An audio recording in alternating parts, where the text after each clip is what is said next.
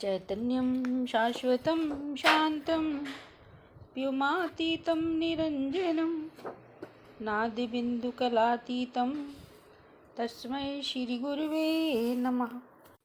ॐ स्वस्ति न इन्द्रो वृद्धश्रवाः स्वस्ति नः पूषा विश्ववेदाः स्वस्ति नः साक्षर्यो अरिष्टनेमिः स्वस्ति नः बृहस्पतिर्दधातु। ओम शांति शांति शांति। ओम। प्रणाम भगवान। मृत्यु के उस पार स्वामी हंसानंद सरस्वती जी का दिव्य ग्रंथ। और आज का शीर्षक है भगवान भेद ज्ञान महापाप अभेद ही सत्य है। भेद ज्ञान महापाप अभेद ही सत्य है। गीता के 11वें अध्याय में सारे विश्व को भगवान ने अपने शरीर में दिखा दिया, तो सारे के सारे शरीर भगवान के शरीर से जुड़े हुए हैं। कोई भी जीव यदि अपने को भगवान से अलग मानता है तो वह भगवान के शरीर का परिच्छेद करना चाहता है, भगवान का शरीर काटना चाहता है। यह महापाप नहीं तो क्या है। व्यष्टि समष्टि शरीर तो घोर अज्ञान से ही होते हैं। व्यष्टि समष्टि शरीर तो घोर अज्ञान से ही होते हैं।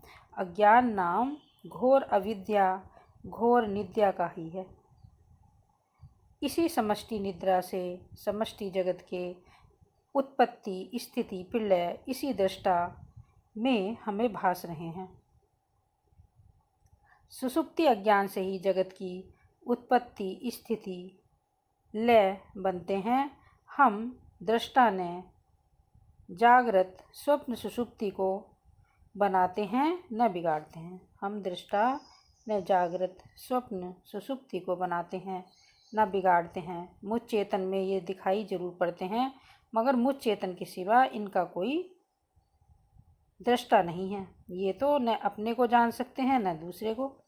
यह कार्य कारण रूप संसार अज्ञान का कार्य होने से अज्ञान रूप ही है। इसको इदम कहते हैं। इसके विपरीत तो इस संसार को प्रकाशने वाला तत् पदवाच्य है। जिसके ज्ञान से जीव नित्य सुख शांति प्राप्त करता है वह ब्रह्म ही है। वह हमारा तुम्हारा स्वरूप ही है। भगवान राम ने यही उपदेश तारक को दिया।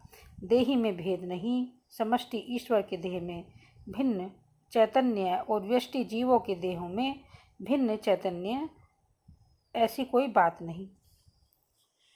देही सब देहों में एक है। देही सब देहों में एक है। घटाकाश मठाकाश यह तो बस उपाधि मात्र से भेद हैं, नहीं तो आकाश में भेद कहाँ। आकाश तो बस एक ही है।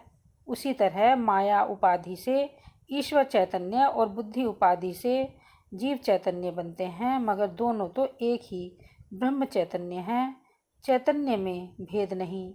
माया में भेद अवश्य रहे, वह तो कल्पित भेद है, मगर अभेद ही सत्य है। चैतन्य आत्मा ही सत्य है।